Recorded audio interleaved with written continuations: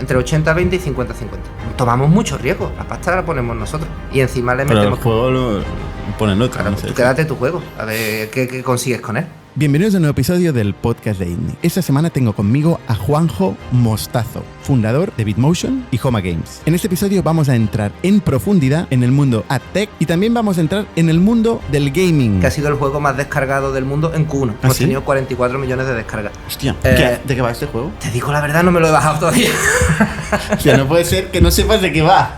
Más concretamente, el Hyper Casual Mobile Gaming. Es de las subcategorías de juego más grandes que hay, porque el mercado juegan desde niños pequeños hasta abuelos. Una categoría que no tenía ni idea que existía antes de este podcast, pero que tiene un poder de monetización enorme. Más de 20. Sí, en segundo año. Más de 1 millón de Vita. Sí, y más de 2. Y más de 2. Por último, nos va a explicar su realidad actual de inversor. Y el podcast de esta semana nos lo trae Factorial, que es la plataforma de recursos humanos que ayuda a las empresas a simplificar su gestión, automatizando todos los procesos, dando visibilidad a los managers de lo que pasa en sus equipos, así como a recursos humanos, a finanzas y al propio CEO. Podéis tener una reunión de media hora con uno de nuestros expertos en producto solicitando una demo en factorialhr.es. Por último, agradeceros a toda la gente que nos seguís mandando feedback, que nos sugerís invitados.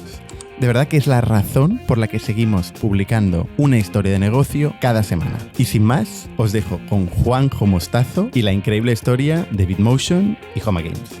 Bienvenido a las historias de startups de ITNIC. Bienvenidos una semana más al podcast de ITNIC. Yo soy Bernat Ferrero y hoy estoy con Juanjo Mostazo. ¿Qué tal, Juanjo? Hola, buenos días. Muy bien, muchas gracias por la invitación. Hombre, gracias a ti por venir. Tú vives en Málaga normalmente y hoy pasabas por Barcelona. Bueno, esta semana pasabas por Barcelona. Sí, he estado unos días aquí en Barcelona porque coincide que está haciendo estos días el campus de Seed Rocket, donde soy también mentor y participo. Y nada, pues ya... Hemos encontrado el momento. Perfecto. Juanjo, tú eres fundador de varios negocios, desde Trovit, bueno, Trovit no eres fundador, pero ahí aprendiste, hasta Homa, que ha sido tu gran proyecto, ¿no? Y Bitmotion, ¿no? Y actualmente eres inversor, ¿no? Correcto. Son negocios alrededor de la tech, podríamos decir, y de el gaming, ¿no? Correcto. Mobile gaming. Y actualmente... Bueno, estás dedicándote a muchos proyectos, muchos sectores, ya no estás tan metido en la tech, pero es donde has hecho principalmente tu carrera, ¿no? Sí. Entonces, hoy aprenderemos de AdTech, que normalmente no hablamos tanto aquí en el podcast de ITNIC de AdTech. Es un tipo de negocio muy volátil, que puede crecer mucho, generar mucho rendimiento y el día siguiente puede no existir, ¿no? Porque se basa en grandes autopistas, grandes algoritmos programáticos que distribuyen el stock y el tráfico. Y puede que ahora te enfoquen y mañana no, ¿no?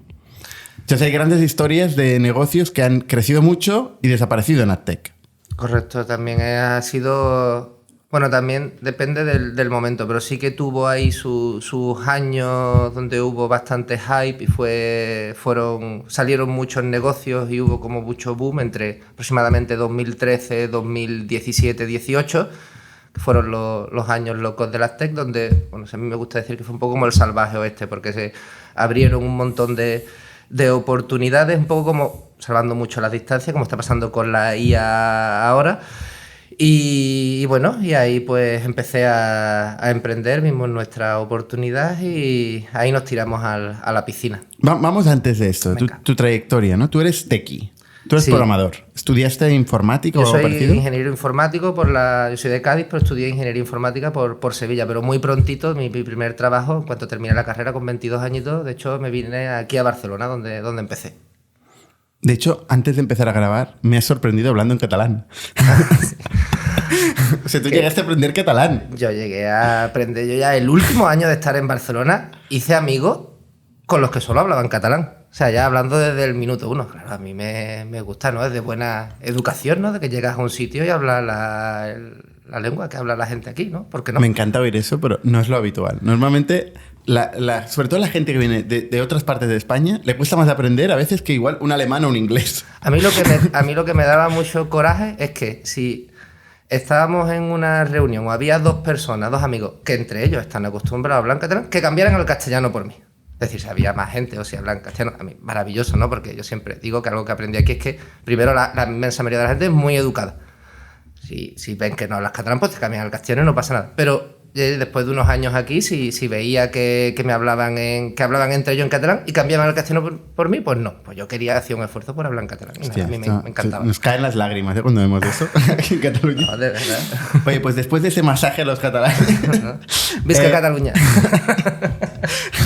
Explícanos tu historia en Trovit. O sea, tú ahí tú haces la mili, ¿no?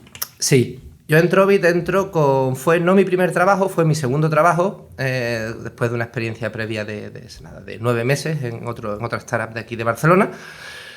Pero lo recuerdo, es una época que recuerdo con especial cariño. Estuve como 2 años y medio, como entre mi año 1 y mi año 4 de carrera profesional. A mí me gusta decir siempre que entré niño y salí hombre, ¿no? Porque fue donde pues cogí cierta seniority, me dieron la oportunidad de tener mi primer equipo de personas, de hacer mi primer management, primeros proyectos de responsabilidad con impacto realmente en el core del producto de la empresa. Y conocer el espacio tech. Porque el modelo de negocio era publicidad, ¿no? Sí, pero en Trovit todavía no. Yo creo que eso lo hicieron a posteriori. En ese momento, la mayor parte del tráfico que venía a Trovit era orgánico por SEO.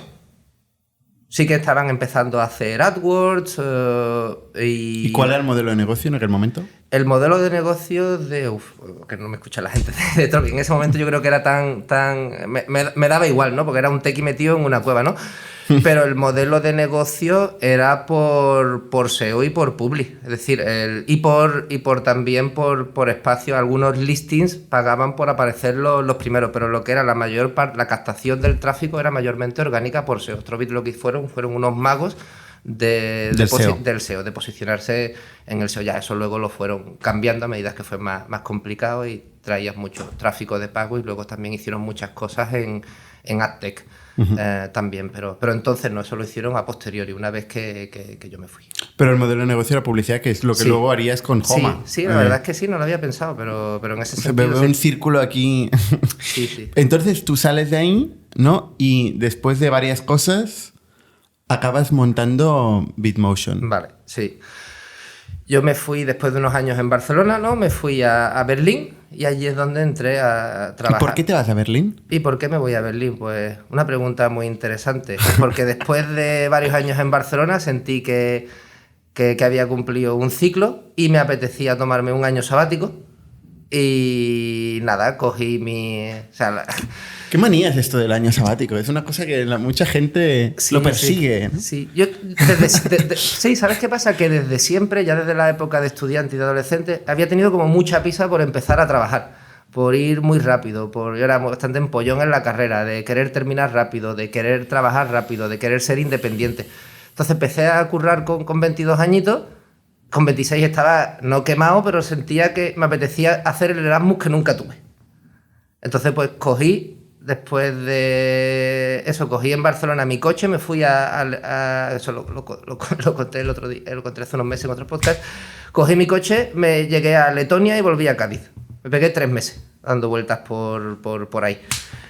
Por Europa. Me lo pasé genial, visitando amigos, haciendo mogollón de couchsurfing y bueno, al final es donde se mezclan historias personales y profesionales. A mitad de camino, pues conocí a una señorita que con los años acabaría siendo la madre de mis hijos en una fiesta de inauguración de pisos de unos estudiantes de una ciudad perdida de Alemania que se llamaba Dresden. Y nada, después de ese viaje, pues bueno, lo que iba a ser un rollete de viaje, no sé cómo, acabó en una relación a distancia.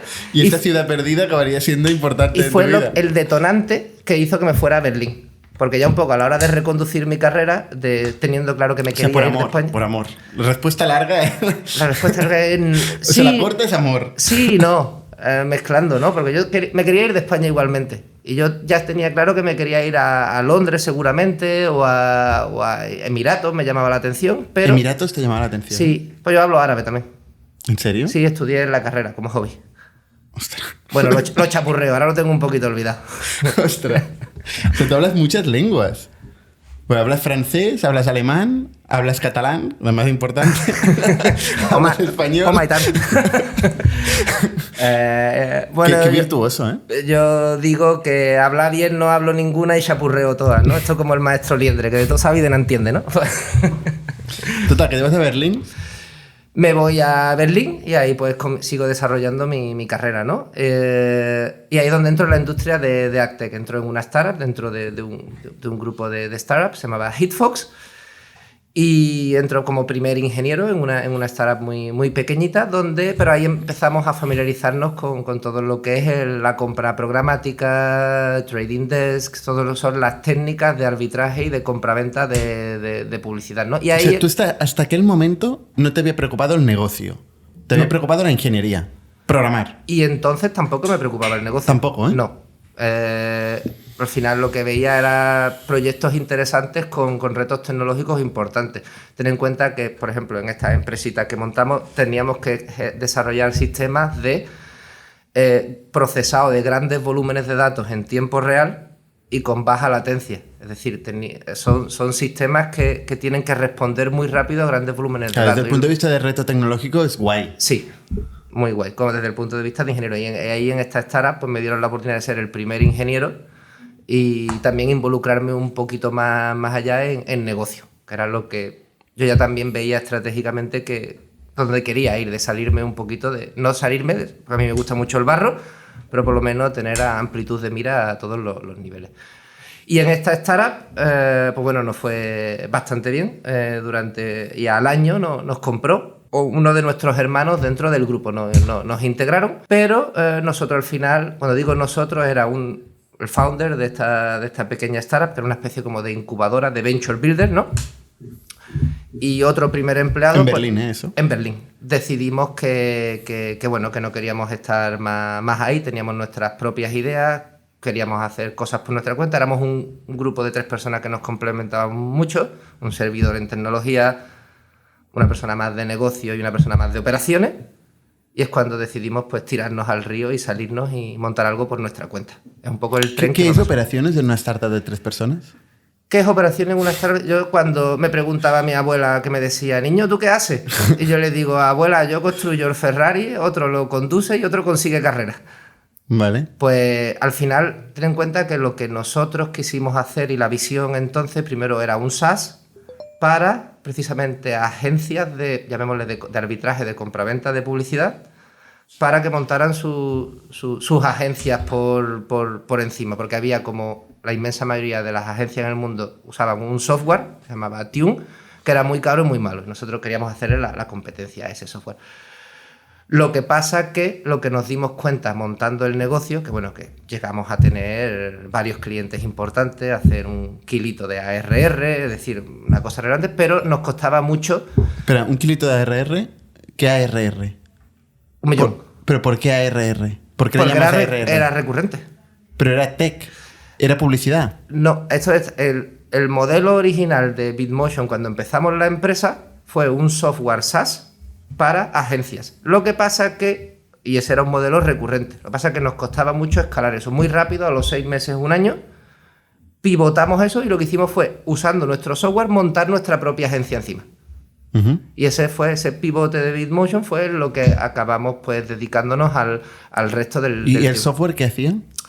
El software era lo que se llama un trading desk, que es una plataforma que permitía a anunciantes, y nuestros anunciantes eran desarrolladores de aplicaciones móviles, conectarlos con lanzar campañas de marketing en otras aplicaciones móviles. Es decir, cuando tú eres un desarrollador de una aplicación móvil, y ya no hablo de un desarrollador pequeño, digo de una compañía grande que desarrolla aplicaciones que tienen millones de usuarios, tú tienes varios canales de adquisición de usuarios. Te pueden llegar orgánicos o tú puedes hacer, esta gente hace mucho paid, es decir, pagan para conseguir que usuarios se descarguen las aplicaciones. Y esos canales pues son varios, puede ser desde Google, puede ser Facebook o puede ser lo que se llama in-app mobile marketing, que es publicidad que te sale dentro de otras apps. Vale. Si tú abres marca.com, verás que y es gratis te sale un banner con... Sí, eso es un espacio que no se cubrió inmediatamente. Luego acabaron cubriendo el Facebook y Google de turno, que acabó concentrando toda la cadena de valor en este espacio. Pero en aquel momento Estaba más fragmentado. Aparecieron players como Charboost, que ha estado aquí en el podcast, Pepe Agell. Claro, sí. Y María Alegre. Que montaron también algo muy parecido, ¿no? Sí, ellos lo que estaban era más cercanos. Nosotros, digamos, en la plataforma estábamos más cercanos al anunciante, mientras que Charboost estaba más cercano al publisher, es decir, la aplicación. Pues tú lo que estás haciendo es conectar dos aplicaciones. Una aplicación que se quiere anunciar con una aplicación que tiene un espacio publicitario que quiere ganar dinero mostrando publicidad de otros. Esto es del publisher. Ese es el publisher. Y el otro es el anunciante. El anunciante, ¿no? La demand y supply. Entonces, pues ahí, entre estos dos espacios, hay un conjunto de tecnologías y de sistemas en el medio donde de manera programática y con unos volúmenes bestiales, los anunciantes apuestan en tiempo real para publicitarse en un sitio en concreto. Es decir, ¿esto cómo funciona? Si hay una app que se abre y hay un espacio publicitario, eso se lanza una petición al cielo y dice, tengo espacio libre.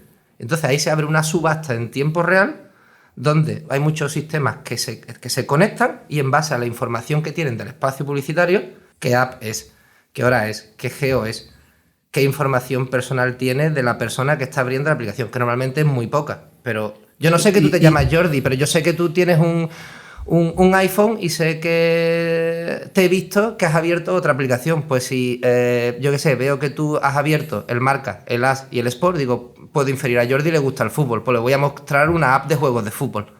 Todo esto en tiempo real, ser capaz de decir cuál es el pricing adecuado para mostrarte a ti público. Yo soy Bernat, es verdad. Jordi es muy bueno porque subiendo en el ascensor nos hemos encontrado un chico. Me dice, hombre, yo sigo el podcast, claro. Jordi. Me llamaba Jordi también. Y digo, esto me pasa todo el rato. Sí, lo siento. Saco la metralleta y me pongo a hablar rápido y me corto circuitado. Bueno, total. Vale, sí, o sea, y claro, esto, tal y como lo describes, es bastante obvio que tienda a la concentración, porque al final tiene una economía de escala clara. Cuanto más conocimiento tengas del anunciante, del publisher, pero sobre todo el usuario final, claro. Sobre todo el usuario final, esa es la clave. Claro, es quien mejor va a posicionar tu anuncio en la audiencia adecuada, en el precio adecuado, en la forma más eficiente. Cuestión de precio, porque aquí vas a performance. Es decir, aquí el juego era cómo gasto la menor cantidad posible en publicidad, maximizando el retorno, los usuarios de calidad que soy capaz de traerle a los anunciantes. Es decir, y es precisamente eso, cuanta más info conozco del usuario final, más capacidad tengo de ajustar el pricing adecuado para mostrarle la publicidad adecuada.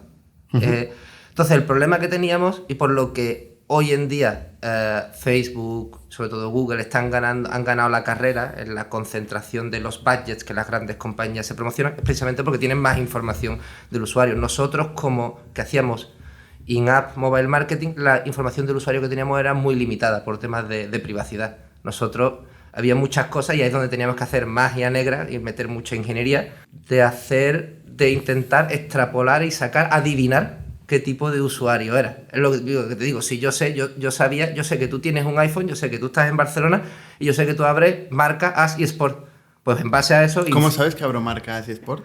Porque cuando las apps cuando los espacios publicitarios pegan un grito al cielo y tú estás pidiendo public, yo ya sé de qué app vienes. Y yo sé que hay un identificador único. ¿Tú tienes un identificador único del usuario final? Sí, en esa época sí lo había, ya lo han quitado. Ahora lo han quitado, ¿no? Ahora lo han quitado. Hubo un cambio bastante gordo hace un par de años de Apple, lo del IDFA. Identifier for Advertising, precisamente eso. Pero entonces, en base a eso... Y ahí desapareció el modelo de negocio enorme para mucha gente, ¿no? Correcto. Sí. Correcto. Ahí en la política de Apple, por temas de privacidad, cambiaron eso. Primero, entonces, la industria de AdTech era muy challenging. Había muchas oportunidades porque se abrieron infinitas posibilidades de negocio, pero también estaba siempre sometido a este tipo de tensiones y de riesgos, de que ahora llega Apple, te cambia las reglas del juego. Riesgo de plataforma brutal. Brutal. Y tú dices que sobre todo Google ha ganado esta batalla, pero yo creo que más Facebook, ¿no? Concretamente en el caso de los juegos. Porque Facebook, el social TikTok, media... Snapchat, todas estas... Snapchat parece que no, pero en Estados Unidos es muy potente. Son al final todas estas, pues sí, social media apps que al final concentran. Pero Google en social media... No, pero en apps Google no es tanto. Google lo que pasa es que ha ganado parte del... Está ahí también, tiene budgets también, pero sí que es cierto que sobre todo Facebook, TikTok cada vez más y Snapchat. Yo por lo que nosotros ya nos hemos salido un poco de ese mundo, pero con lo que hacíamos en Bitmotion, pero Entonces sí Bitmotion empezáis dando esta tecnología a terceros, sí, luego diciendo, oye, ¿por qué se lo está dando a terceros si puedo montar yo mi propia agencia? correcto. Entonces, que esto es valiente hacer esto. Tienes 1 millón de euros de ARR, es decir, lo tiro a la basura para montar mi propia agencia. No lo tiramos a la basura, lo dejamos ahí. Teníamos poco, no llegaban a 10 clientes. O sea que nosotros al final cobrábamos por volumen y era mucho volumen. Un fijo y luego por volumen. Pero esos clientes eran QA gratuitos y feedback. Y sobre todo detectaban los errores. Nuestro equipo de QA era esos 5 o 10 clientes que encima nos pagaban. Así que contentos y bien. Pero nos daba mucho dolor de cabeza, sobre todo por tema de support y por tema de que pedían muchas features continuamente, pero precisamente en el mundo de AdTech hay que estar reinventándose continuamente. Y nos dimos cuenta a nosotros al final que no nos convenía. O sea, el output que nos producía dedicarle tiempo y esfuerzo a los clientes le sacábamos mucho más si usábamos nuestro software para nosotros mismos, como un guante para nuestras operaciones. Y fue a lo que nos dedicamos. ¿Y hay un día que cortáis estos clientes o no? Sí, llegó un día que dijimos, los fuimos invitando a irse poquito a poco.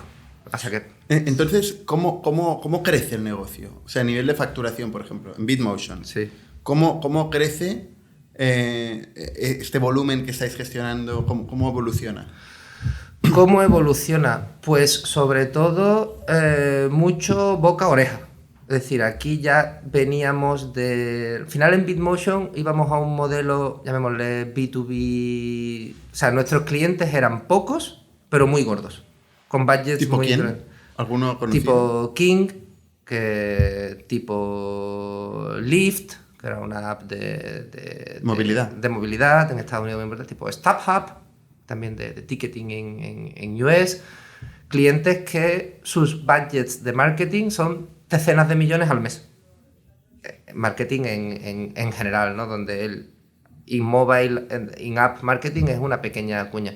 Entonces lo bueno es que ya del negocio anterior, que donde no éramos founders en Alemania, pues teníamos muy buena network y fuimos capaces de ir a atacar a esos clientes. ¿Y esos clientes buscaban monetizar o captar usuarios? Buscaban captar usuarios de calidad. ¿Y qué son usuarios de calidad? Son usuarios que no solo se van a bajar la app, sino que luego van a convertir dentro de la app. ¿Qué es convertir dentro de la app? En el caso de Lyft, que hagan un first ride. Ya. Es decir, que se registren y paguen. Bueno, esto es lo que busca todo el mundo, usuarios de calidad. Claro. Nadie busca usuarios de no calidad. Sí, pero ¿sabes qué pasa? Que las métricas que se suelen utilizar, sobre todo para medir, suele ser el CPI, es el cost per install. Que es decir, a ti viene King y te dice, Candy Crush, yo te voy a pagar €1 por cada usuario que me traigas. Y yo te digo, vale. Pero ahora yo le digo, no, yo no te quiero cobrar por cada usuario que te traiga, yo te voy a traer usuarios tan buenos que no solo se van a barajar el juego, sino que se van a quedar un mes jugando y encima van a hacer compras dentro del juego. Y estos usuarios tienen infinitamente más calidad que unos usuarios normales. Pues en vez de €1 te voy a cobrar a 5. Y entonces King decía, vale, me compensa. Entonces esto era, y aquí es donde entraba la parte tecnológica de ser capaz de ser capaz de mostrar la app adecuada a la persona adecuada, en base a la información que tú tienes y en base a la información que ves ahí fuera, y con un precio bajo ser capaz de hacer ese O sea, tú le metes un píxel al juego de King, ves cuál es su usuario que mejor monetiza, te generas un perfil de este usuario. Correcto. Y luego es lo que vas a buscar en la campaña de performance. Ese píxel no es tanto como tal, sino a nivel técnico es más ese usuario como que comprender qué tipo de apps tienes, porque te digo, hay muchas apps que tienen espacios publicitarios.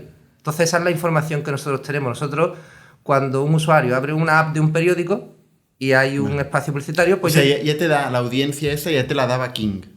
No eras tú que la sacabas, sino te decía, este es mi usuario que mejor monetiza, tráeme más. Nosotros, claro, ahí King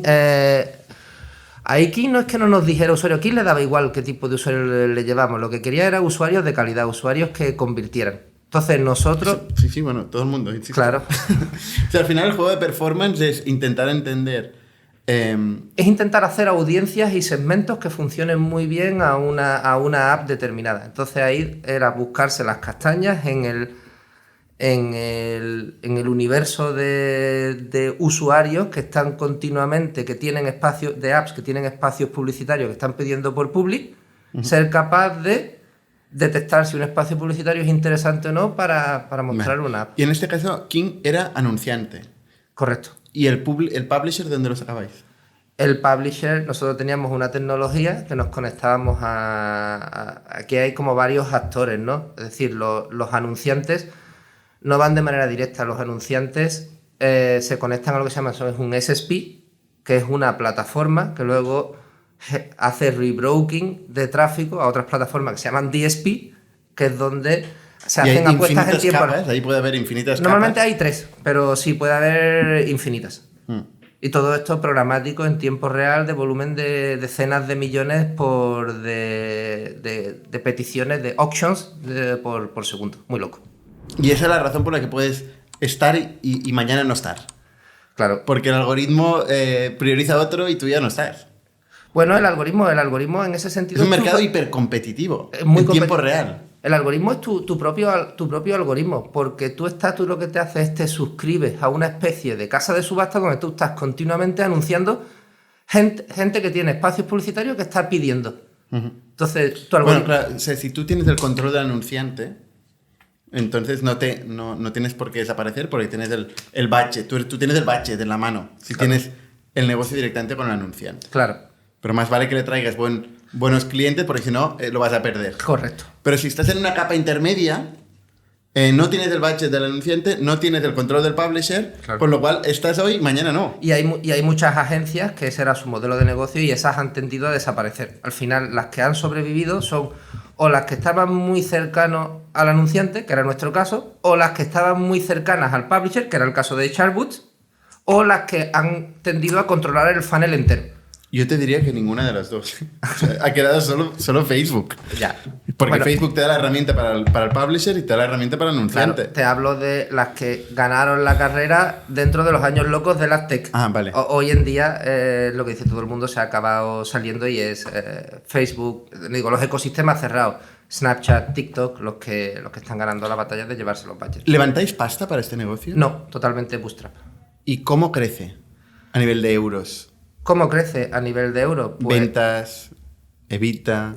pues los primeros 6-9 meses alegremente sin cobrar. Obviamente, como todo buen... No cobrabais. No cobrabais, nada. Y Modo cucaracha. modo cucaracha, yo antes de empezar, 6 meses antes, había empezado a desarrollar ya la tecnología, de montar oficialmente. Así que cuando empezamos, pues ya había un MVP y ya trajimos los primeros clientes. Entonces, con los revenues que empezamos a facturar del SaaS, montamos nuestra primera agencia, hicimos nuestra primera inversión en marketing, en captación, para luego proveerle tráfico a nuestros anunciantes. Y ya a partir de ahí, negocio con unos márgenes muy interesantes, empezamos a mover la... Más o menos, dame números. ¿Cuánto llega a facturar esto? Segundo año, 8 dígitos de facturación largos, 7 dígitos de EBITDA. Un momento, 8 dígitos, ¿estos son 100 millones? No, eso serían 9 dígitos. Ah, vale. Vale, o sea, más de 10 más de millones. 10, más de 20, Más de 20. sí. En segundo año, Y más de 1 millón de Vita. sí. Y más de 2. Y más de 2. Me encanta porque siempre cuando digo menos, la gente me suelta el número en la cara. No falla. O sea, 2 millones de Vita, 20 millones de facturación y 2 de Vita. Más de 2. Menos de 10. Vamos a dejarlo ahí. Muy bien, un negocio muy, muy interesante y muy oportunista, pero muy incierto también, porque de nuevo en este mundo de AdTech las reglas del juego cambiaban continuamente. Y había que estar reinventándose continuamente, sobre todo para ser capaz de, como tú dices, para mantener a esos anunciantes que son los budget actors, hay que estar continuamente proveyéndole de usuarios de calidad, y ahí había que ser muy, muy creativo. Y sobre todo para mantener los márgenes. ¿Cuánto duró esto, este negocio oportunista? 3 años, 4 años. Porque ya nos cogió el AdTech, tuvo su momento álgido de 2012-2013 a 2018. Nosotros empezamos en 2015, o sea, cogimos la segunda mitad. Y a mí me gusta hacer siempre una analogía, que es que era la época del auge del vídeo. Teníamos nuestro videoclub, éramos Blockbuster, pero ojo que llega el DVD. Y ahí pues vimos que había... ¿Y cuál era la analogía? ¿Cuál era el DVD en el AdTech? El DVD era precisamente que el mercado cada vez se estaba haciendo, la industria de las tech se estaba haciendo cada vez más competitiva, cada vez eran muchas black boxes in the middle, muy poca transparencia, mucho fraude también, y sobre todo mucho rechazo cada vez más de las compañías que tenían grandes budgets se estaban progresivamente saliendo del in-app mobile marketing, y cada vez Facebook, los ecosistemas cerrados que hablábamos como Facebook, iban concentrando cada vez más el mercado. Era una tendencia que veíamos irreversible. Es decir, cada año teníamos que hacer el doble de esfuerzo para mantener facturación, o incluso bajábamos. O sea, todavía muy rentable, pero veíamos que era inexorablemente, en 5 años no íbamos a existir. O sea, no crecía la EBITDA. No. Ni la facturación. No. Era flat o decrecía. Era flat tendiendo a decrecer, con cada año más esfuerzo y más sufrimiento. ¿Qué significa esfuerzo en este contexto?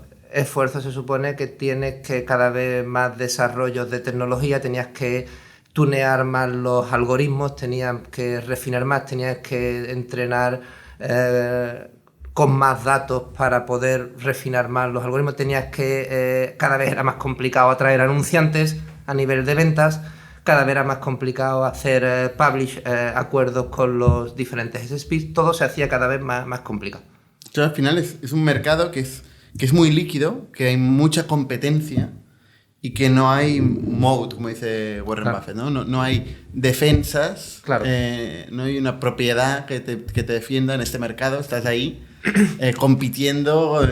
Lo interesante aquí, lo peor de todo, era que veíamos un cambio de mentalidad en los grandes anunciantes, sobre que tendiendo cada vez más a eso, a irse a las plataformas. Sí. Uh-huh. Y ahí es donde estaba el dinero en los grandes anunciantes. Entonces pues, ¿qué hacéis? Porque tenéis una EBITDA y bueno. Sí, todavía. ¿Vendéis la empresa? No, porque estuvimos en varias conversaciones y tal, y lo que nos daban eran 2x de EBITDA. Digo, para 2x de EBITDA no. O sea, esto es bastante normal en el AdTech. Pues igual son 10 millones de euros, 2x de EBITDA. Sí. 8, 10. Sí, pero ten en cuenta que 2x de EBITDA, para eso me espero 2 años y me lo saco. Ya, pero cuando estás viendo la tendencia a la baja y tal, igual 2 años cash hoy y puedes montar la siguiente, claro. No está mal. Pero ¿cuál es el coste de oportunidad? Vendes y te tienes que quedar 2 o 3 años. Ah, bueno, eso ya no, el término concreto del contrato no lo sé, claro. Pero si puedes venderlo y salirte y hacer lo siguiente... Sí, pero no era el caso en ese momento. Os pedían que os quedarais. Sí, claro. O sea, no eran tontos. Hombre, claro. Nadie es tonto. Claro. Y el coste de oportunidad no nos compensaba. Entonces, ¿preferís cerrarlo? No, preferimos dejarlo, llamémosle, morir tranquilamente. Tener una vejez tranquila. Es decir, seguimos creo que ahí pone que oficialmente lo cerramos Bitmotion hace 1 año o 2, pero prácticamente desde 2018 es que cortamos ventas, seguimos manteniendo la tecnología. Y bueno, y seguimos dando servicio a los anunciantes, pero cada vez un peor servicio, digamos, y con menos márgenes, porque ni ponemos esfuerzo en refinar los algoritmos, ni tal. Entonces, pues, progresivamente, los usuarios, en un periodo de 1 año... ¿Pero quién lo mantiene esto? Nosotros. Es decir, nosotros llegó un momento cuando les dimos las orejas al lobo, 2017, 2018, de queremos hacer otra cosa. O sea, queremos... ¿Cómo somos capaces de reaprovechar todo esto que llevamos hecho e irnos realmente y hacer un negocio escalable, con futuro y en una industria un pelín diferente? Entonces, ahí probamos varias cosas y una de ellas fue hacer un proyectito en el mundo del gaming, que fue el germen de lo que luego sería Homa Games, que Homa Games nace como una spin-off de Bitmotion. Entonces, contamos lo que es Homa, pero durante un periodo de 9 meses o así, pues convivimos con los dos proyectos en paralelo, o sea, llevando Bitmotion y montando Homa. Llega un momento que cuando decidimos Homa es lo que queremos hacer y hacemos una apuesta fuerte, además me acuerdo que fue un offsite en Canarias, ahí decidimos hacer All-in. All-in es 60 personas que éramos en Bitmotion, vamos a reutilizar a la mayor parte del equipo, a otra parte del equipo lo vamos a dejar en Bitmotion, pero prácticamente son gente que estaban en la rampa de salida, porque no los podíamos reutilizar a Homa, y 0 foco en Bitmotion y foco completo en Homa. Y la verdad es que hoy en día, mira... Qué putada quedarse en el equipo de Bitmotion, hay que decir, ¿no?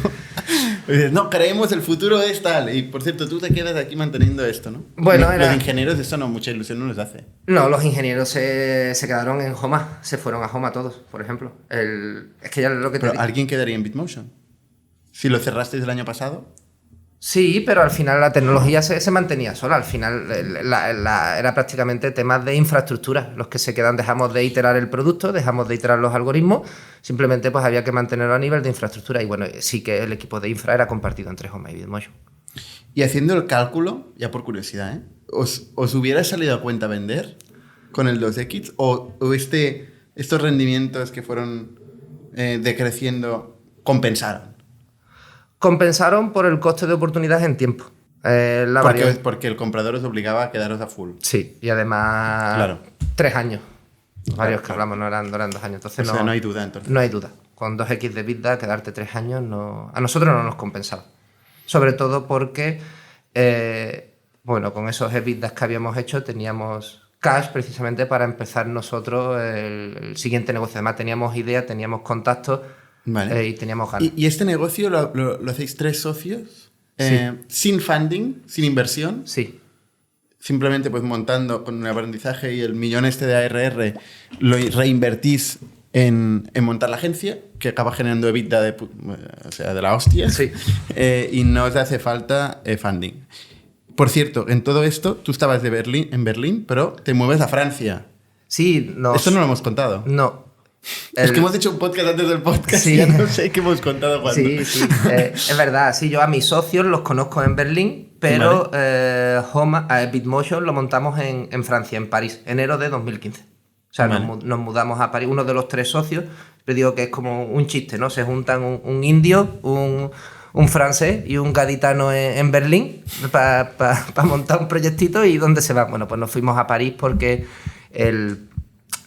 uno de los 3 socios, que luego sería el CEO, pues bueno, era francés y París era un sitio, consideramos que era un sitio muy interesante por varios puntos. Primero porque él tenía muy buena network ahí, entre otras cosas, de inversores que luego nos levantamos pasta, pero entonces no sabíamos, ¿no? Y luego, pues bueno, por temas también fue una fiscalidad muy interesante para startup. Y luego vimos que a nivel de talento era muy interesante, de que era más caro que en España, pero menos que en Inglaterra y en Alemania. Y sobre todo la retención del talento era muy, muy interesante. La retención del talento Sí. era muy interesante en París comparado con Alemania. Muchísimo. En Berlín la gente es súper competitivo, se pira continuamente. Es imposible retener un Y ingeniero. eso que tienen 3 meses de preaviso en Alemania. Sí, Es una cosa rarísima, pero... pero se van. Es que Alemania es una cosa y Berlín es otra. Ya. Pero es que en el resto de Alemania tú como extranjero no quieres estar. Es muy local. Entonces, pues bueno, por una serie de circunstancias, pero bueno, sobre todo porque ninguno de los 3 éramos alemanes. Y haciendo doble clic en la fiscalidad porque la fiscalidad de París Sí. o de Francia, pues, es conocida Francia por su increíble burocracia, su complejísima laboralidad Sí. y sus impuestos altos. Sí, pero es muy diferente a nivel de innovación y de mundo startup. Es decir, burocracia sí, pero no te creas que más que en España. Yo Bueno, es que diría aquí que no. también somos unos maestros de la burocracia. Sí. Luego, reivindicación laboral, sí, pero sobre todo desde el punto de vista del empleado, de que esta gente llevan en la sangre protestar. Son muy, muy, muy protestones y muy reivindicativos. O sea, en el buen sentido de la palabra, ¿no? Y en el malo también. Pero luego, por ejemplo, a nivel de montar proyectos tecnológicos, ya en 2015 tenían una fiscalidad y un entramado legal bastante favorable. Es decir, ya quisiera la ley de España que ha salido ahora, en 2022-23, parecerse a la que tenía a la de Francia. Entonces yo creo que después de UK era el país más startup friendly con diferencia. Desde pues exenciones de pago de seguridad social a ingenieros en proyectos que tuvieran certificación de ser tecnológicos durante 2 años. Es que esto está muy bien, pero la seguridad social tiene un impacto brutal en la cuenta de resultados. Claro. De un negocio tecnológico donde todos son personas muy caras. Sí. El 30 y pico % se va en seguridad social. Si tú conseguías tu sello de ser una startup tecnológica, que eso es algo que tenía una burocracia, ahí tenías un montón de benefits hasta que dieras beneficio. Luego ya te metían el hachazo. Pero bueno, era ya eso cuando tú estás empezando. Ya luego, pues problema de ricos, ¿no? Claro, correcto, ¿no? O al menos lo ves así cuando estás empezando. Luego cuando te llega, sí. Es una putada. Luego pero... sí que había otras cosas que no salían tan a cuenta, pero... y luego también pues tienen lo que es todo el tema de ESOP, de stock options, es muy bueno. Es realmente como es en Estados Unidos. No hay ni las cosas raras de las Phantoms españolas, ni las virtual shares en Alemania, no, son stock options en condiciones. Entonces, pues para dar beneficios a incentivar determinado según qué talento, pues venía bastante. Se puede dar incentivos equity o near equity, ¿no? Parecidos a tener participación en el capital, claro. Sin necesidad de tener que pagar impuestos al recibirlo. Correcto. ¿No? Básicamente esto es lo que queremos, ¿no? De las startups, claro. Poder ofrecer algo que no sea una putada para el que lo recibe. Desde el punto de vista del empleado, tú tienes esas stock options, pero tú no tributas con ellas hasta que las ejerces. Vale. Que eso es por eso por lo que se han inventado aquí las Phantom Shares, que no deja de ser nada más que un artificio legal que simula esa figura, que es lo habitual en España, ¿no? Pero allí no, son como en América, stock options Y en Alemania es muy parecido a España. Muy parecido, lo mismo problema. Alemania es todavía peor, la legalidad y la fiscalidad, a día de hoy, que en España. Sí. Y es horroroso. Yo no me lo explico. No. Pero bueno, es lo que tienen. Vale, entonces esto pues lo veis atractivo y montáis ahí... En Francia. En París. El negocio. Entonces aprendes francés. Aprendo francés. Ya no viene de una lengua más. Claro. Aprendo francés, pues mira, al final yo hacía mi vida en inglés, ¿no? Porque con mi pareja, mi novia, hablaba en inglés en casa, en el trabajo también inglés, pero al final es como todo, ¿no? Tú estás allí viviendo en la panadería, en la carnicería, conoces gente, los empleados son franceses. Sí, en la panadería se aprende. Muchísimo. Yo el primer vocabulario que aprende es la boulangerie, la patisserie. Y además yo vivía encima de una fromagerie, que es una quesería. Vale. Y nada, y ahí se aprende muchísimo. Y en ese sentido, ¿qué es lo que iba a decir? Se me ha ido la... pero lo que pasa en francés se parece mucho al castellano, al final, o al catalán, es la misma raíz. El problema es la pronunciación o la pronunciación música. Es lo que mata. Pero llega un momento, a mí me pasó a los 2 años de estar allí, que haces clic y como que empiezas a acostumbrar el oído y empiezas a acostumbrarte. Y ya... Pero no hasta el punto que hablas como un francés. No, eso es imposible. No, yo hablo todos los idiomas con acento de Cádiz. Vale, entonces, volviendo a la fundación de Bitmotion, bueno, total, que vivís toda esta experiencia y montáis en un offsite en Canarias, decidís, oye, aquí el negocio está en los juegos. Sí, está en los juegos porque... ¿Y de quién es esta idea en este offsite? ¿De todo el mundo? ¿Cómo sale? Esa idea fue una idea la verdad es que de Daniel Nathan, de mi partner y CEO, porque en Francia había empezado ya hacía 1 año un proyecto similar que se llama Voodoo, que es hoy en día el líder mundial en lo nuestro, es un unicornio francés, que básicamente lo que hicimos fue copiarle la idea. Vale. Es decir, porque la idea es la siguiente. Nosotros sabíamos que eran muy, muy buenos en user acquisition, en publicitar juegos, y nos dimos cuenta que, primero, el mercado del gaming es un mercado inmenso. O sea, yo creo que es de las mayores industrias del mundo.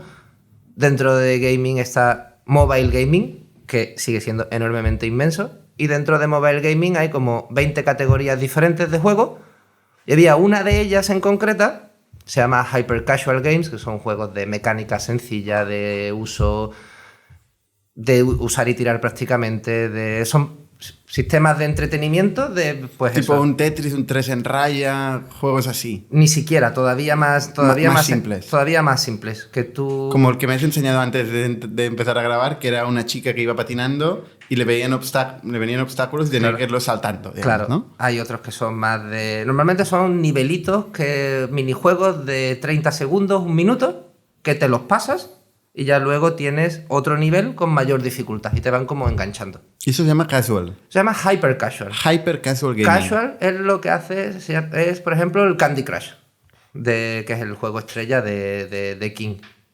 Y que son más complejos. Sería un Tetris. Un Tetris diría yo que sería casual. Pero un Tetris tú tienes que pensar, tienes que...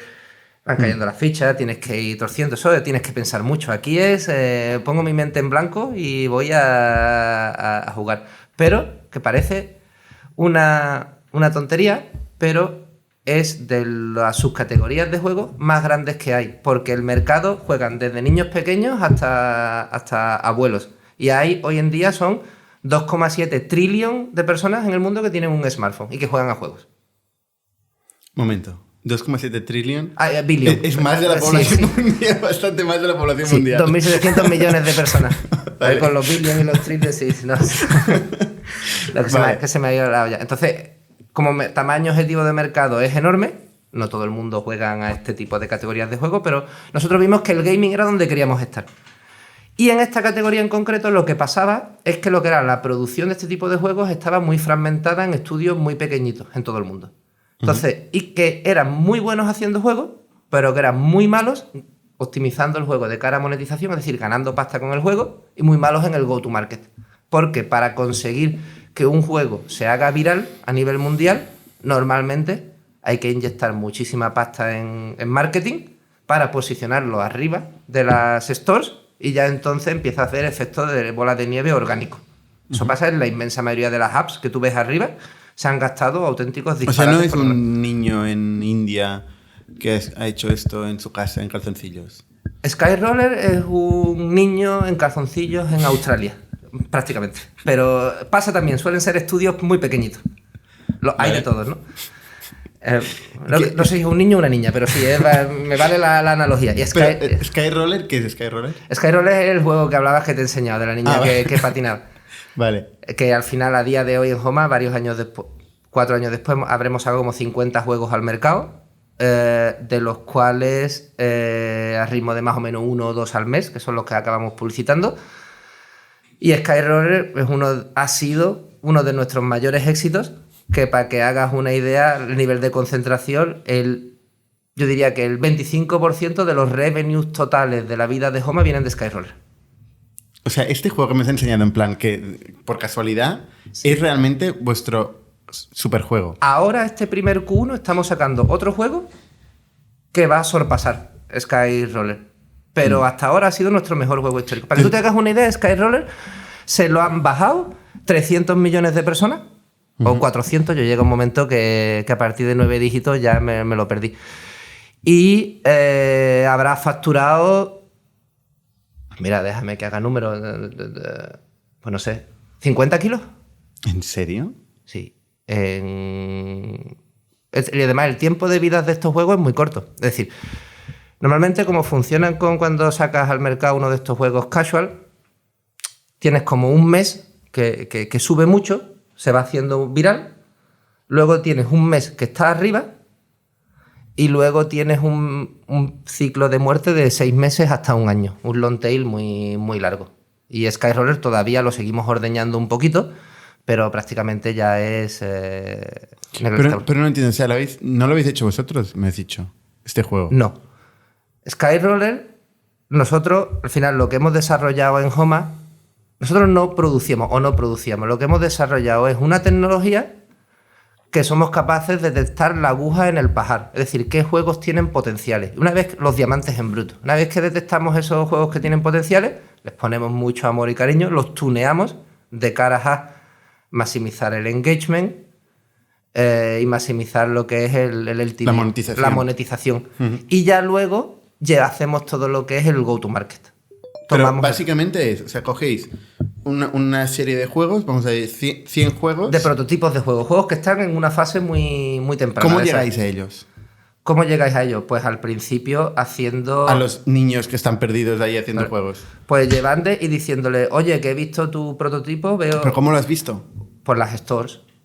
O sea, tú has visto Longtail, la página 200 de apps de la Store. Al principio has visto un juego de una chica haciendo patinando. Claro. Y le llamas y le dices, oye, yo si quieres te monetizo esto a éxito. Tú haz partnership conmigo, tú dedícate a lo que eres bueno. No, ya está, ya lo ha hecho, el juego ya lo ha hecho. Sí, pero al juego hay que seguirlo iterando, o podemos hacer otros juegos, tal, porque este tipo de negocios en el juego es mucho de outliers.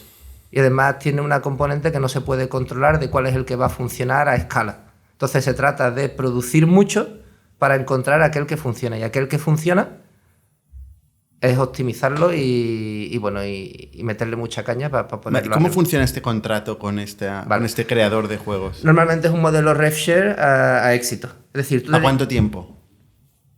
Con el juego, el contrato de exclusividad. Normalmente se firman 2 años. Pero, 2 años. Pero normalmente es para siempre en la vida del juego. ¿Ah, sí? Sí. 2 años es el tiempo que este estudio tiene exclusividad contigo de que tú serás su publisher. Es decir, que va a publicitar los juegos bajo tu paraguas. Uh-huh. Pero para el desarrollador es muy buena idea, porque un desarrollador se dedica a hacer juegos en los que es bueno. Bueno, sí. Depende, porque como es un buen negocio de outliers, si resulta que este juego es tu outlier, claro, es el Candy Crush, claro, pues es una putada tenerte a ti como socio, para siempre. Porque si yo no estoy como socio, lo más normal es que aunque tú tengas potencial de ser un outlier, no llegues nunca a serlo, porque tú no tienes la capacidad económica de hacer toda esa inversión en marketing para posicionarte arriba. Bueno, podrías llegar a levantar pasta. Claro, pero estamos hablando de estudios, no de grandes compañías, son estudios pequeñitos de lo que tú has dicho, un chaval en calzoncillos en Australia. Entonces, pues ahí es donde está la chicha. Somos encima nosotros tomamos el riesgo. Es decir, nosotros hacemos nosotros a cada juego que publicitamos... Es como un VC al final, metéis la pasta. Sí, nosotros le hacemos, a cada juego que publicitamos, le podemos llegar a meter millones en gastos de marketing para ponerlo arriba en las App Store, pero tenemos que tener la certeza de que nos va a funcionar a escala, con unos márgenes determinados. Y ahí es donde está toda lo que es la maquinaria tecnológica que tenemos en el medio de detectar cuál es el juego que tiene potencial, optimizarlo con muchísimas pruebas automáticas y en base a pruebas que hacemos con el mercado. Y luego al final es un poco como la carrera del espermatozoide, ¿no? Entran muchos, se van muriendo por el camino y llegan 1 o 2, que son los ¿En todos metéis pasta, vosotros? Claro. Pero eso es un modelo de capital allocation. Sí, se parece muchísimo a la industria del VC. Nosotros, para que te hagas una idea, al mes nos entran, hoy en día que tenemos montada esta tecnología, nos pueden entrar, bueno, digo que trabajamos con partners externos, que son esos estudios, pero hoy en día tenemos nuestros propios estudios internos, porque obviamente tomamos más riesgo en el desarrollo. Claro, habéis hecho lo mismo que hiciste con el anterior proyecto, claro, Motion. Habéis visto cómo se genera un juego. Claro.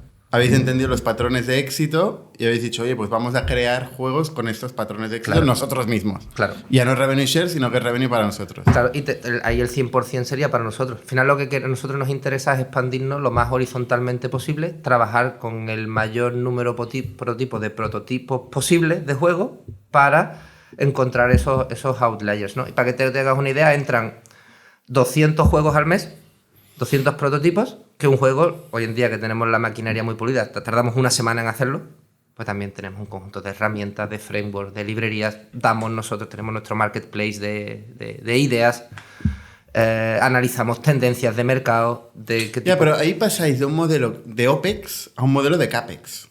Sí. Porque tenéis que invertir en el juego. Vale, es 1 semana, es muy barato. Pero si tenéis que hacer 200 juegos, ya es más pasta. Claro. Sí, pero al final salen las cuentas, porque con los outliers pagas el fondo. ¿Salen si salen? Claro, salen si salen, es un negocio. Pero ahí es donde está la chicha, si no lo haría todo el mundo. No, claro, por eso. O sea, yo viendo el juego es que me quedo pensando, ¿no? Porque digo, hostia, es un juego, no es muy complicado, ¿no? Es un juego que lo habéis hecho, o lo ha hecho esta persona en Unity, ¿no? Claro. Y ahora estáis vosotros también programando, pues también en 3D, ¿no? Juegos... Pero que son unas mecánicas bastante simples, que puede hacer todo el mundo. Pero tú no sabes cuál es la que te va a funcionar a escala y tienes que refinar mucho para conseguir... Al final es un juego de cómo metes. En este caso la monetización es mayormente por publicidad, por la subcategoría de hyper casual. Que es donde os centrasteis. Que es donde nos centramos originalmente, Mm. y hoy en día sigue la mayor parte del negocio. Y en esta categoría decía, se me ha ido la olla lo que te iba a decir. Te decía que es por publicidad. Sí, me has dicho que es por publicidad, como monetizáis. Sí. Que, por cierto, antes me has enseñado el vídeo y te sale, o sea, tú juegas una pantalla donde una chica pues va saltando obstáculos y tal, y luego llega al final y te sale un vídeo. Y sale un vídeo. Y te lo tienes que comer. Claro, para No lo jugar el puedes siguiente quitar de nivel. ninguna manera. Y luego incluso ha acabado el vídeo y digo, bueno, y a mí siempre te he dicho, a mí siempre me cuesta encontrar el botoncito para cerrar. Y tú tampoco lo Yo encontrabas. tampoco lo encontraba. ¿No? No, o sea, es una putada, se va moviendo el botoncito. Ya me acuerdo lo que te iba a decir, que esto es un juego de... Ahí donde está la optimización de cara a la monetización, de cómo metes la mayor cantidad de publi, porque ahí es donde ganas pasta, minimizando lo que es el Chorro. grado de cómo Abandono. de mosca cojonera eres al usuario, el grado de abandono. Entonces ahí hay muchísimas pruebas dinámicas de A/B testing en base a usuarios reales, de medir cómo... Es decir, tú has visto que directamente después del nivel 1 nos ha salido publi, pero es porque yo ya te lo he abierto en mi móvil y sabe que yo soy un usuario que lleva ahí bastante tiempo conectado, pero un usuario nuevo...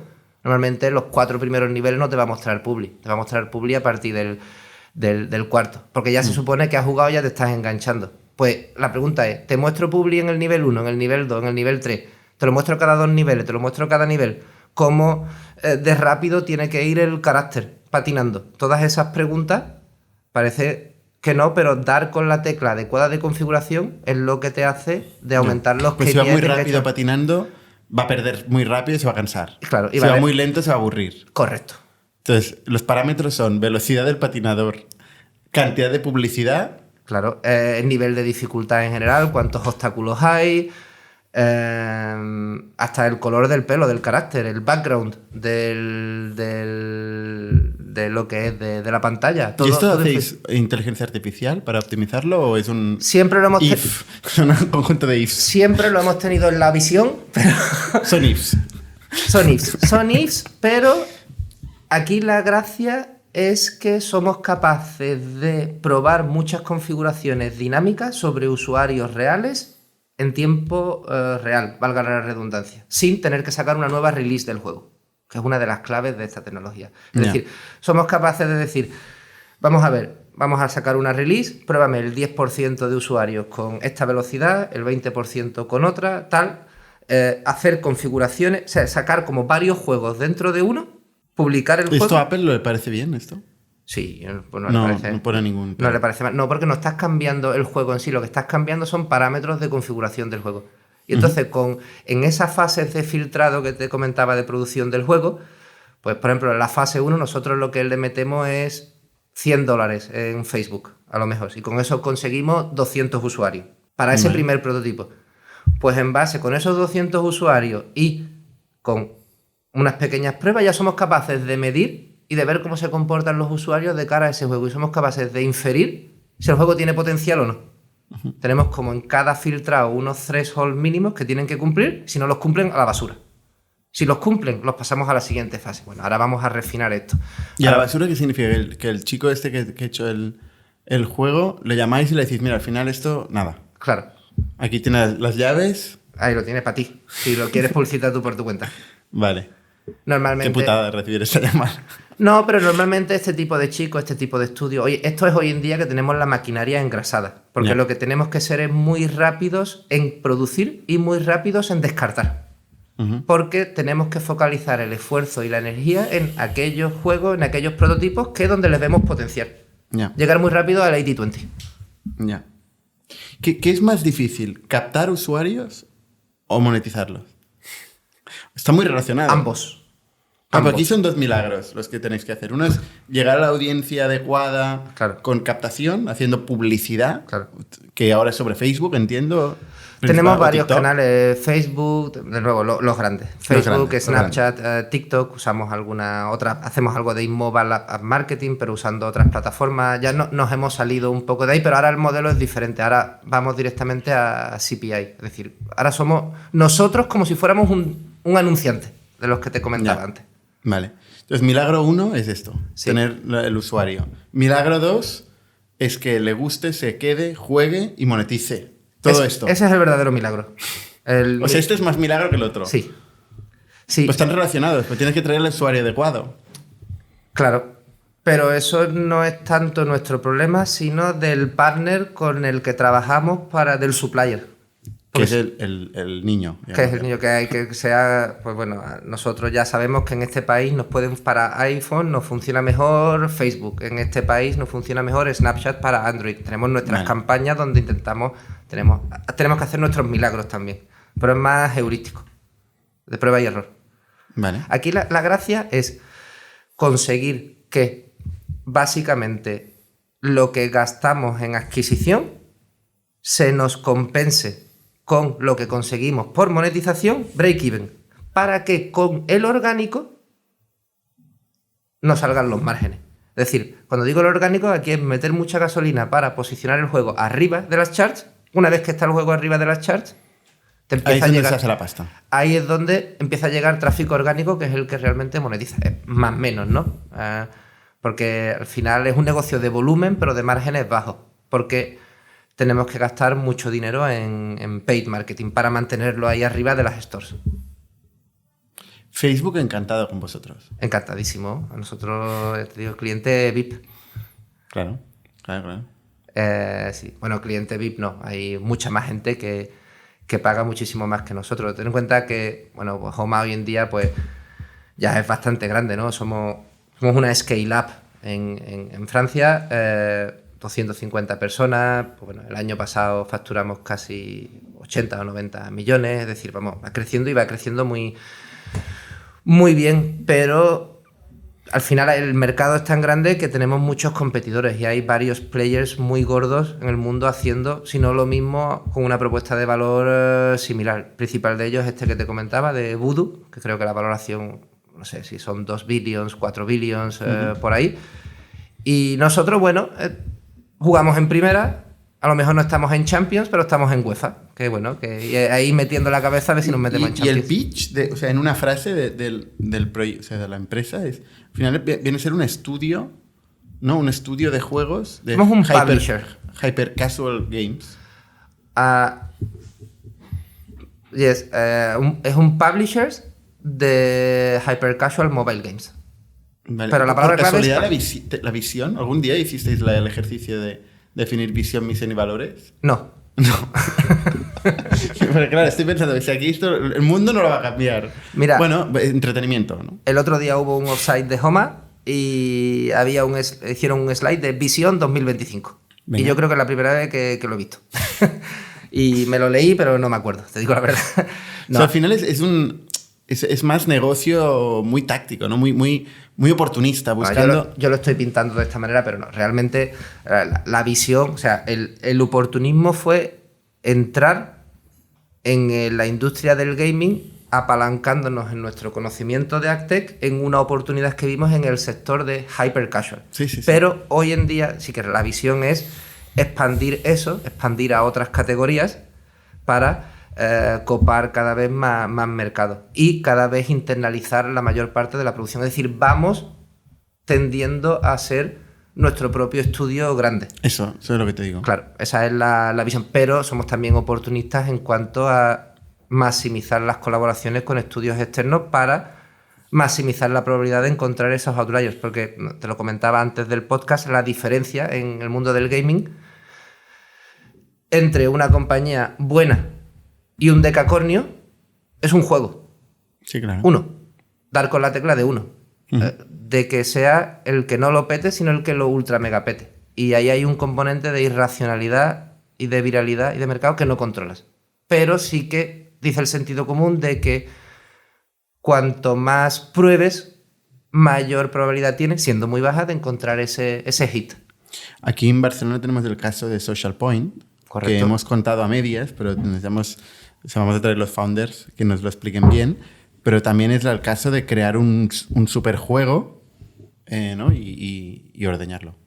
Claro, que es lo Hasta que... el infinito. Eso, pero a las grandes eso es lo que le ha pasado. Sí, le ha todos. pasado a Angry Birds, o sea, a Robio con Angry Birds, a King con Candy Crush, volviendo al caso de que Y sí. sorprende esto, ¿no? Pues da que pensar. Dices, joder, si con todos los recursos del mundo, porque esto es puro margen, o sea, gente que tiene centenares de millones de EBITDA, no son capaces de generar otro juego igual. A nadie le ha funcionado. Pues, Nadie, todo el mundo... ¿Cómo lo vas a hacer tú, no? Bueno, tú asumes que... Bueno, sí, a nadie le ha funcionado. Luego saca Variante 2, Candy Crush 2 y Candy Crush 3 y Candy Crush en New York. Forma parte de ordeñar. Sí, sí, pero ya es ordeñar la misma vaca hasta el infinito. Y los que han probado otras cosas les ha funcionado, pero les ha funcionado marginalmente. No han sido capaces de reproducir. Porque eso es como que te toque la lotería. Pues bueno, la lotería te puede tocar una vez, pero que te toque 2 veces, pues bueno. Al final, cuantos más boletos compres, más probabilidades tienes, pero... Pero al final es lo que pretende Homa. Claro, pero por lo menos que nos toque la lotería la primera vez. Porque la primera vez no os ha tocado todavía. No. Cuando yo hablo de Vale. tocarme la lotería es de que me toque, no que me toque el concurso del barrio, sino de que me toquen los euromillones. Vale, entonces, ¿y qué ha pasado con Homa, no? Porque tú hoy no estás en Homa. Yo hoy no estoy en Homa. Bueno, ya por hacer un pequeño inciso, que es que me he quedado pensando del anterior, ahora, por ejemplo, tenemos este último Q1, hemos hecho varios hitos importantes. Tenemos un juego, Attack Hole, que es el que va a sorpasar a Skyroller como mejor juego histórico, todavía no, que lo hemos metido, que ha sido el juego más descargado del mundo en Q1. ¿Ah, Hemos sí? tenido 44 millones de descargas. Hostia. Eh, ¿De qué va este juego? Te digo la verdad, no me lo he bajado todavía. O sea, no puede ser que no sepas de qué va. Me lo bajé, pero no lo he abierto todavía. ¿Cómo se llama Sky qué? Attack Hole. ¿Attack? Hole. Sí, agujero de ataque. Ah, sí, me lo bajé. Era de... pero no me acuerdo, tío. Es que son tantos juegos que... Vale. Y Bueno. lo hemos conseguido poner por primera vez durante una semana el número 1 en iOS y en Android a la vez. Vale. Entonces eso es también... Al final tú lo sabes bien, ¿no? En Seguramente las startups hay que buscar hitos para celebrar, ¿no? Y esto es algo que estamos Estáis celebrando. celebrando. Este Q4 ha sido flojo, pero bueno, Q1 nos está yendo bien. O sea, esta chica patinando, este juego, 50 millones. Y ese es el juego que más... 50 millones, yo diría, bueno, espérate, y revenues históricos, si facturamos 80 millones, el año anterior 40. Yo sé que son los 25% de los revenues históricos. Ponle, a lo mejor 50 no, pero 30 sí. O 40, no sé, por ahí. Oye, a ojo, más o menos. Decenas de ¿Y el millones. chico australiano encantado? El chico australiano, encantado. Pero bueno, ten en cuenta que de Millonario. Sí, ese se ha hecho millonario. Ten en cuenta que, pongamos que son 30 millones. Y el acuerdo RevShare que tenemos con ellos normalmente varía mucho, ¿no? Ahora, por ejemplo, que tenemos mucha marca, somos capaces de negociar muy favorablemente a nosotros. ¿Tipo qué? ¿Qué porcentaje? 70-30 ¿70 para quién? para nosotros. Hostia. 80-20, 60-40, depende de cómo de potente es el estudio. Al final es una negociación. Entre 80-20 y 50-50. Porque tomamos muchos riesgos. La pasta la ponemos nosotros. Ya. Y encima le Pero el metemos... juego lo pone el otro. Claro, no pues sé tú si- quédate tu juego, a ver qué consigues con él. Entonces, pues ponle ahí que ha habido un 15% de margen sobre esos 30 millones, pues ese juego en concreto ha dado 5 millones de vidas. Pues si teníamos un acuerdo, me lo invento, 70-30, pues este ha hecho 1,5 kilos. No de vida, de facturación, de margen bruto. Y ahí es donde Pero se para aplica él el es pura RevShare. vida. Para él es pura vida. Su margen es pura vida porque es Claro. solo él. Claro. Entonces, pues bueno, también una Ya, manera. pero sí, desde la perspectiva que solo pasa una vez. Porque solo hay un juego, no sé, sí. Eso es como las editoriales, ¿no? Bueno, al final en mayor o menor medida te hablo del juego este que es del Outlier, pero tenemos otros juegos que con un margen diferente también han funcionado bien, de que les genera a los estudios pues centenares de miles de históricos, ¿no? Entonces, pues bueno, al final trabajan contigo, ¿no? Vale. ¿Y tú has sido el CTO Yo he sido el durante este periodo? Sí, desde 2015 hasta hace 18 meses. Así, lo que me preguntabas antes, ¿no? Que, perdona, que me voy por... ¿Qué te has ido? ¿Qué te has ido? No, mientras tanto, levantado 169 millones de dólares. Sí. O 165. Sí, es que ya no sé, porque al final a nivel de PR lo anuncias en dólares, pero realmente ha sido en euros, los cambios de divisas han ido cambiando, pero sí. Metes del secundario, la deuda, también como... Deuda cero. Deuda cero, ¿eh? Deuda cero. Primario y secundario. Y secundario poquito. ¿Pero está sumado aquí? En sí, estos 165. Sí, eso es PR. Es un clásico. Pero bueno, de eso, un clásico. De eso, por lo que son 150 millones de euros, 90% primario. Más o menos. O más. Mucha pasta, ¿no? Sí. De cuenta, un poquito el histórico, tuvimos... Y el pitch, entiendo que el pitch es vamos a montar el estudio definitivo de casual gaming o de hyper el pitch casual es, tenemos la máquina, el conocimiento y somos la gente adecuada para maximizar las probabilidades de encontrar el juego. Vamos a hacer un decacornio. O sea, vamos a encontrar el juego. El juego. Ese es el pitch. Eso es lo que te Que compra ese un es el VC. pitch que hace el VC que ha invertido a su LP. Claro. y nosotros al VC. Es como una cadena también de... Pero vale. Es decir, no te garantizamos que vayamos a encontrar el juego, pero tenemos la capacidad de maximizar las probabilidades de encontrarlo. Ese es el pitch. Entonces, Y eso lo ha comprado pues Euraceo, Headline, que era eVentures, me comentabas, Sí. Northzone, ID Invest, que es un... ID Invest, VC o sea, bastante fondos potente. muy grandes, ¿eh? Algunos de ellos. Sí. Sí. Y veo King también. ¿King? Tenemos pero es como BA, el CEO, uno de los founders de King. ¿Y eso lo puede hacer? Esas cosas yo no acabo de entender. O sea, el founder de King... Ahora no tenemos ninguna relación con King. Ya, pero el founder de King puede invertir en un juego, siendo No invierte en un juego. un estudio de juegos a nivel personal. Es una buena pregunta, ¿no? Pues lo ha hecho. Sí. No, esto pasa mucho, ¿eh? Sí, final, sí. Pues sí. Pues lo ha hecho. Vale. Tenemos también al de, no sé si sale ahí, al de Sorare. Es también BA a nivel particular. ¿Qué es Sorare? Pues bueno, también otro, lo de los NFTs y las estampitas de cromo, que eran muy famosos hace un año o dos. También que en un año se pusieron en 4 billions. Vale, Sí, sí, muy loco. me suena. Ahora que lo dices. Sí. Vale. Pero bueno, ahí al final, o sea, hemos levantado mucha pasta. Al principio fuimos a pulmón, reutilizando pues, un poco los profits de Bitmotion. Que eso es clave para conseguir generar métricas, volumen, antes de diluirse. Claro. Que esto, por favor, que lo escuchen los founders, ¿no? Las primeras etapas de los negocios es donde uno se diluye más. Claro. Entonces, si tú eres capaz de conseguir financiar de alguna forma, vosotros tenéis la suerte de tener un negocio que generaba 7 dígitos de EBITDA, ¿no? Claro. No todo el mundo tiene esa suerte, ¿no? Correcto. Pero si puedes financiar estas primeras etapas y conseguir ya un negocio, ya un volumen tal, entonces puedes hacer una seed ¿de cuánto? 7 millones. A valoración de... El post creo que fueron 35. Tía, claro. Pero ahí ya facturábamos millones. Y ya Claro. teníamos la máquina. Te has saltado esta primera etapa de seed y de tal, de dilución, Es que esa ruido sí, y pocas nueces. esa sí prácticamente sería una serie A. Claro. Ahí ya teníamos... Aquí no me gusta hablar de Product Market Fit porque no es exactamente, pero ya íbamos con el pitch de somos los que vamos a encontrar el juego. Claro. Y teníamos cosas para enseñar que sí.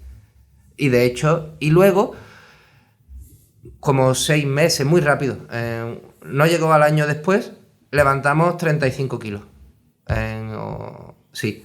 Porque ahí justo nos apalancamos en que acabábamos de sacar Skyroller, que estaba yendo como un tiro. Y entonces ya íbamos con el pitch de esto que te vendimos lo estamos consiguiendo. Y aquí tienes una prueba. Que bueno, que no es el juego, pero era un jueguecito. Con ya que llevábamos 100 millones de descargas. Yo flipo. O sea, ¿cómo enseñas Eso lo compra el Northzone. juego? Y lo compra en la seed. O sea, en la Northzone lo compra en la serie A, en la serie A que es ronda 2. que mete 50 kilos. No, Northzone lideró la ronda y no recuerdo exactamente cuánto metió, Vale. pero pone la mitad. En Crunchbase pone 50 millones, yo qué sé. 50 millones de dólares, dólares sí. fue la ronda 2, que ahí se llama serie A, pero fueron 40 millones de euros. Es que el cambio, ahí estaba 1,20 entonces. Ah, vale. Luego hubo también Y secundario. en los primeros 15 millones, Headline y ID Invest, ¿eh? Sí. Y Eurocea no me acuerdo si entró en la primera o en la segunda. Ah, bueno, sí. Bueno, por ahí tiene que estar. Pero fueron Pero no como líder. No. Y Singular también es VC. Ujú. Y bueno, entonces ya con eso la verdad que nos dio gasolina y runway, porque Homa hoy en día no gana dinero. Hoy en día estamos quemando, tampoco ultra mega quemamos, pero sí que estamos quemando. O sea, el dinero del VC va directo a hacer experimentos con A crecer publicidad. equipo, a que crecer esto equipo. se quema pasta. ¿A crecer equipo o a hacer experimentos con publicidad? A de juegos? crecer equipos, a crecer en estudios, Bueno, a maximizar. Eso es el pitch que le hacíais Sí. al VC, pero a la práctica. A la práctica no te creas que quemamos. Se no te quema en creas publicidad. que te quemamos tanto en Publi, porque ¿No? esos. Es decir, lo que gastamos en Publi en los juegos que no nos funcionan, que acabamos tirando a la basura, es pasta. Pero no es lo que nos saca de pobre. Ya. Porque en los juegos en los que realmente gastamos mucha Publi, en esos sí que pocas veces la hemos cagado de por Ya. lo menos no ser break-even o no ganarle pasta. Vale. El dinero va sobre todo en ahí lo que se nos va al coste es en el equipo. Ya. En el equipo y en invertir en estudios. ¿Y el equipo qué hace? Hay de Porque todo. si hasta ahora no hacíais juegos, ¿qué Hay de todo. Hay es la mucho. plataforma. Hay todo lo que es tecnología de hacer. ¿Cuánta gente? En tecnología, a día de hoy, 30, 40 ingenieros, más un equipo de mobile que hace todo lo que es las SDK y el framework para desarrolladores. Lo tenemos separado entre lo que es nuestro back office, plataforma interna, nuestra churrería, y realmente herramientas para desarrolladores, para, de nuevo, ser muy rápidos y muy eficientes creando prototipos. Vale. Y luego mucho publisher manager, que básicamente son gente que lleva Ventas. relaciones con estudios, Venta, account management. como si fueran account management. Ujú. Muchísimo equipo de creative, no me acuerdo el título, de gente que de graphic designers y de creativity people, porque son los que tienen en cuenta que a la hora de hacer el user acquisition hay que refinar mucho y probar mucho de qué formato, qué banner, qué vídeo utilizas para publicitar. Lo mismo que hay que hacer mucho A/B testing para la monetización, hay que hacer mucho A/B testing Ya. en ese lado. Mucho y bueno, también hemos hecho experimentos en otros cambios en campo, pero no nos ha servido. Pero básicamente en eso se nos va el equipo. Y muchos estudios internos ahora. Y luego habéis comprado dos compañías, Ducky Games y Rising High, Sí. según Crunchbase. Sí, pero son... A ver, han sido dos compras, pero han sido pequeñitas. Que son prácticamente dos estudios que eran un partner y son un acqui-hire, básicamente. ¿Y esto es buena idea? ¿Funcionó bien? Es temprano para decirlo, porque esto, de nuevo, Bueno, con la uno es, analogía... uno es 2021, Ducky Games fue 2021. Pero de nuevo, todavía esto es O sea, de momento no. De momento no, a largo plazo. De a ver si son capaces de... Esto se parece mucho a la industria de VC, ¿no? Y ya la Ya. última ronda, entonces, con la segunda ronda, básicamente lo que nos dio es oxígeno para tener runway de 3 o 4 años, realmente montar esto bien. Pero hemos ido a una ronda nueva hace 9 meses aproximadamente, que ahí hemos ido a lo loco y ahí hemos levantado 80 kilos. A lo loco. A lo loco en el sentido... Hace 9 meses era un momento difícil. Ya empezaba a ser un momento difícil. Pues justo cuando empezaba a ser un momento difícil fue cuando cerramos. Y digo a lo loco porque teníamos runway de 4 años, ¿no? O de 3 años, ¿no? Entonces, digo, ¿para qué levantas 80 kilos cuando tienes runway de 4 años? Porque un poco en la visión que teníamos ahora es comprar, salir al mercado. Comprar, y además comprar compañías grandes, porque nos dimos cuenta que las cosas que nos gustaban a nivel de compañías ya con cierto volumen, con buena calidad y sobre todo que ya estuvieran dando beneficios y tuvieran EBITDAs interesantes y nos permitieran salir de hyper casual a otros sectores, es decir, comprar talento y comprar conocimiento. Ya, pero ¿qué compras exactamente? Porque si el juego ya han tenido éxito, Vale. ya es too late. Pues no. Y si no han tenido éxito, good luck. Conocimiento, equipo, ¿Conocimiento de qué? de una nueva categoría De juego. de juego, para empezar a crear y a montar la churrería en esa categoría. Ya, pero es lo que decimos. De King ya lo tiene este conocimiento y Social Point lo Claro. tiene. Y no puede construir otro juego Claro, igual. pero estamos hablando mucho de estos mega outliers, pero esos son uno de cada 1000 que salen. Ya. Al final hay muchos mini outliers que son con los que viven. Entonces nos dimos cuenta que las compañías que nos gustan pues valen 100 kilos.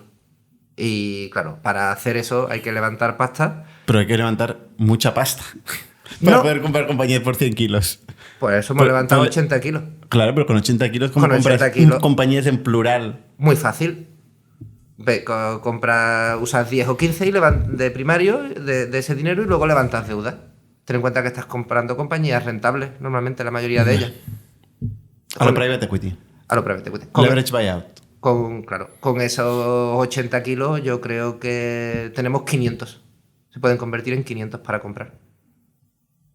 Es un poco la idea y la visión. De momento... Todavía no me habéis comprado ninguno. No es fácil, comprar. Muy difícil.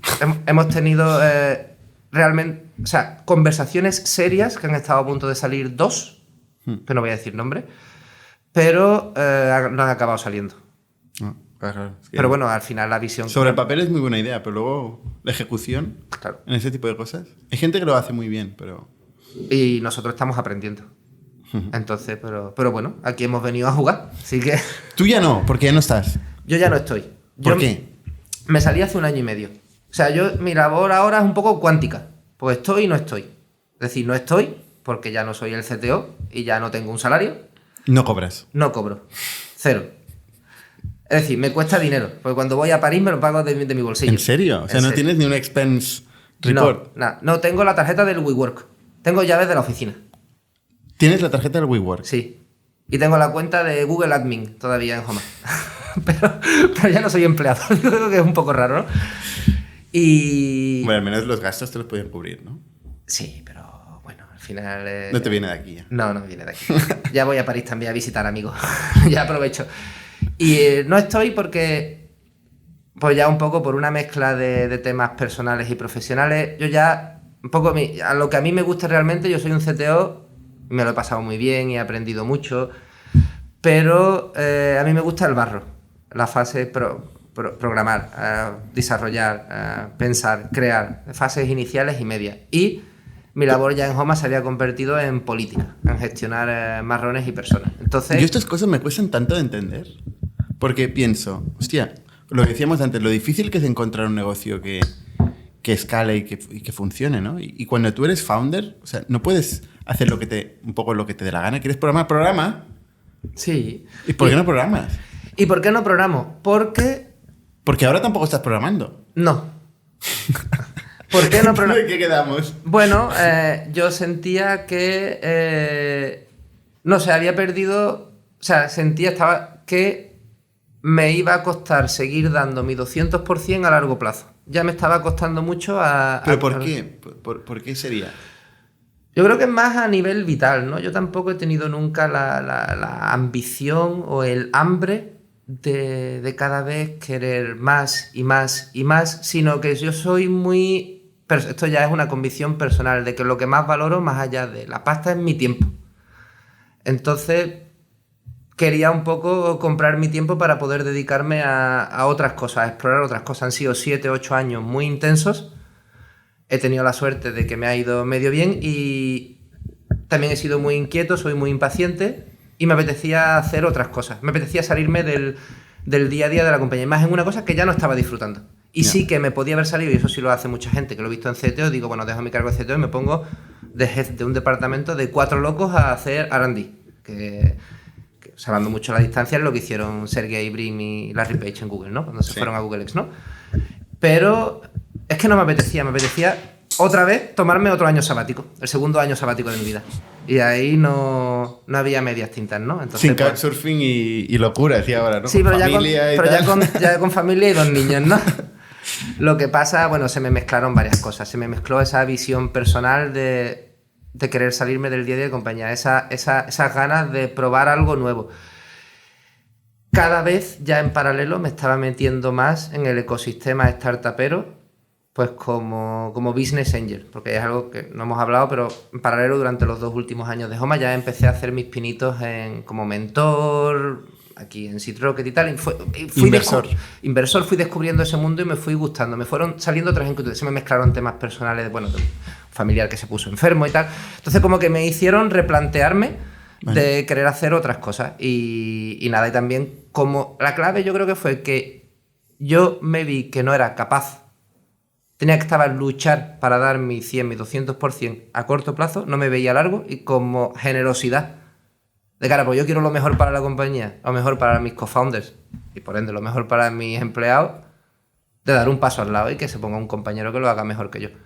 Y ahí lo tuve bastante complicado para salirme, no tanto por mis socios, que lo comprendieron, sino por los inversores y sobre todo para la hora de poner el nuevo CTO. Porque yo... ¿De dónde salió el nuevo CTO? El que es ahora el CTO de Homa es una persona que fue durante muchísimos años mi mano derecha. O sea, un hijo tuyo. Un hijo mío. Entre comillas. Y lo que pasa, y yo sabía que era la persona adecuada y tenía las skills necesarias y conocía la casa, pero tuve que lucharlo mucho. Porque, bueno, a nadie, como dice el dicho, ¿no? A nadie lo despiden por usar SAP, pero sí por usar una startup. Entonces, lo fácil hubiera sido desde el punto de vista de inversor, me salgo yo, vamos a contratar a un CTO experimentado, tal, y aquí era promocionar a alguien que nunca había tenido ese nivel de seniority. Fue una apuesta personal. Y bueno, estoy contento porque... ¿Ha salido bien? Está salido bien, está todo el mundo encantado. ¿Tú no te arrepientes de haber salido? No. Ni un momento. Ni un segundo. Ni un segundo, ¿eh? Ni un segundo. Pero me hace gracia porque tú ahora básicamente eres inversor. Te dedicas a invertir. Sí, pero me he salido, pero no me he salido. Sigo teniendo una relación muy estrecha. Porque... Pero mayormente tu función hoy es invertir. Tú eres inversor. Estás como partner en Cafán. Sí, Venture Partner. Venture Partner y eres Business Angel en un montón de compañías que ahora nos contarás. Pero me hace gracia porque me dices, o sea, yo lo que quiero es estar en el barro. Si algo se me ocurre más diametralmente opuesto a estar en el barro es ser inversor. Sí, pero estoy en el barro de otra manera. Porque, es decir, yo no estoy haciendo nada. Ahora mismo la verdad es que no me apetece emprender. De hecho, hice las cuentas el otro día. Llevo un año y pico sin picar una línea de código. Tío, pero si tú lo que te gustaba era programar. Pues sí, pero no sé, ha salido de esa manera. Supongo que será como montar en bicicleta, que me acordaré. Seguramente sí. Pero lo que me he dado cuenta es que lo que ha sido el descubrimiento es que me gusta mucho conocer nuevas compañías, ver lo que hacen y humildemente aportarle mi granito de arena a evitarse guantazos que yo me pegué en su día. O sea, ¿no has probado ni de hacer una aplicación que utilice OpenAI como todo el mundo para probar un caso de AI, ¿no? Es que no me apetece, estoy como hastiado de momento. Vale. Estoy... pues no sé, me he metido en el mundo, en el ecosistema inversor, estoy hablando con muchas compañías y lo que me di cuenta es que me resultaba muy gratificante cuando me venía un emprendedor, me contaba el proyecto, le daba, no algún consejillo, porque ellos saben mejor que yo lo que están haciendo, pero ayudándole a pensar out of the box, compartiéndole mis aprendizajes, mis errores, y me venían al mes y me dicen, oye, gracias por esta charla que tuvimos, he implementado esto que hiciste tú, me ha ido bien, he tenido este impacto. Pues yo ese día me iba a dormir contento. Es como cerrar el círculo, es emprender, aprender y ahora ayudarles a otros, ¿no? Pero tú eres joven, ¿no? Todavía. Yo cumplo 37 el mes que viene. Es que además somos del mismo año. Sí, y del mismo mes. Del mismo mes. Pero tú eres mayor que yo, ¿eh? Yo soy más mayor, más Sí. maduro, parezco un poco más maduro. Sí, 3 semanas. Oye, entonces tú has invertido en más de 100 compañías. 110. 110. Me estabas contando antes de empezar. Sí. ¿No? Eso son muchas compañías, ¿eh? Demasiadas. O sea, ¿te acuerdas ya de las que has invertido? ¿Te pasa que te llaman founder y te dices, ¿tú quién eres? No, pero sí que me dice, dime las 110 compañías y no me acuerdo. Pero si me dicen un nombre, sé si he invertido o no. De hecho, me has dicho, estábamos en un cap table en una compañía parecida y no nos acordábamos, o sea, no sabías cuál era. Eran 2, pero Una sí. una se me acordaba, la otra no.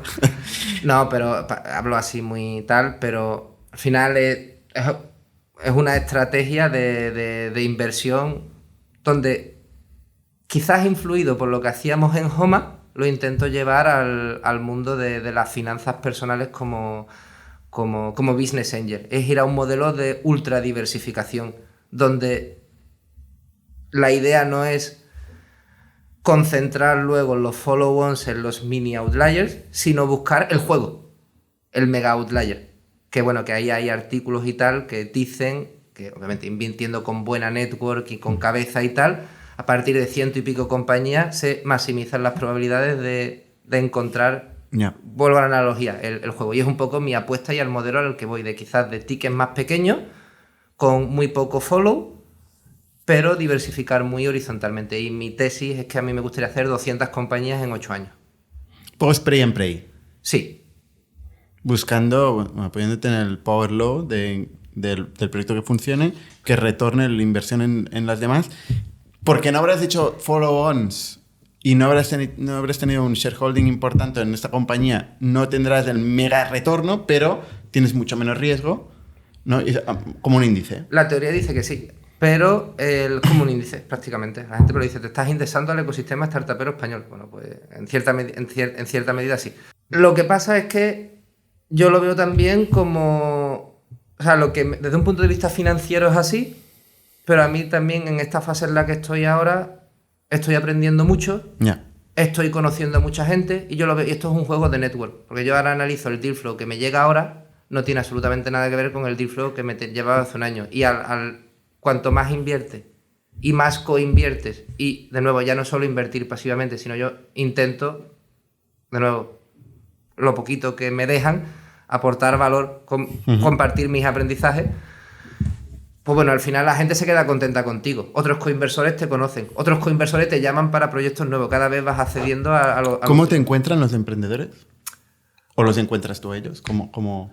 Bueno, varios canales de Dealflow, ¿no? Desde cuando empecé, a lo mejor desde campus de Seed Rocket y similares, a clubes de inversión donde inviertes indirectamente, a newsletters tipo Bermú, a cosas de estas, progresivamente vas cambiando a boca a oreja, donde los proyectos buenos vienen por... ¿Y los network. emprendedores que nos están escuchando ahora mismo y buscan pasta, es decir, todos, mucha peña, ¿cómo te puede contactar?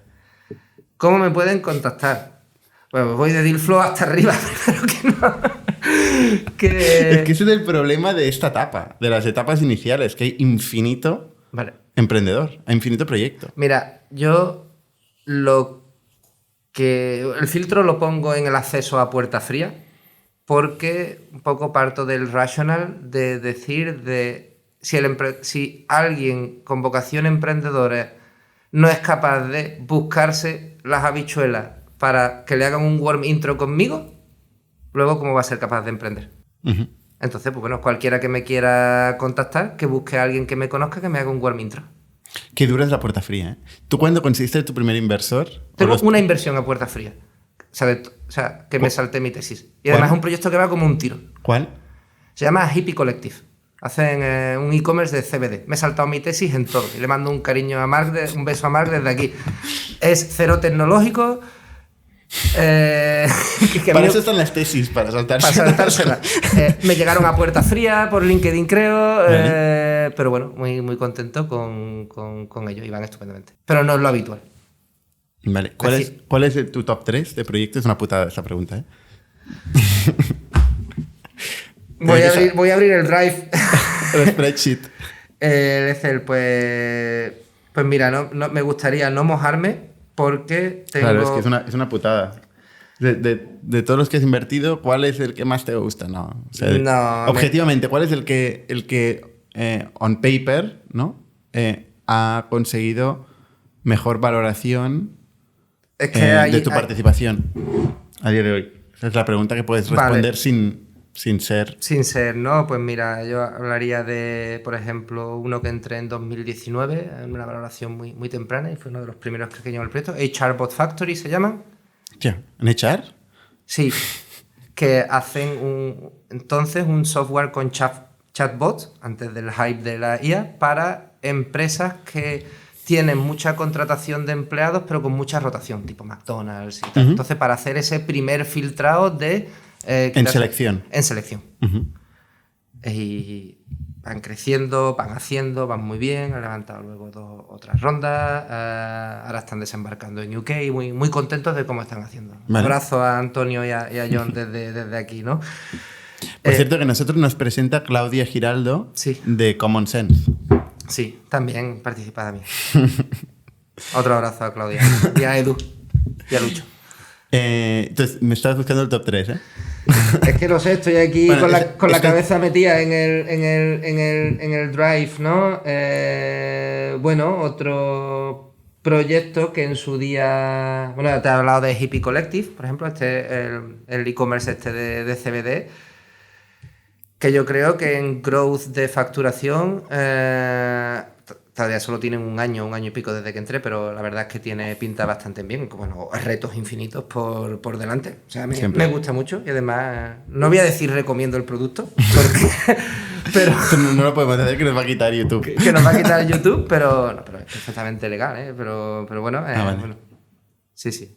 El CBD es como la cerveza sin alcohol. Pues marihuana sin THC. Ah, vale. Eso es el CBD. Vale. Y de momento cuántos éxitos has tenido? ¿110? De 110 tengo la friolera de 0 éxitos. O sea, pero bueno, no me... O sea, estoy como inversor en la travesía del desierto más absoluta.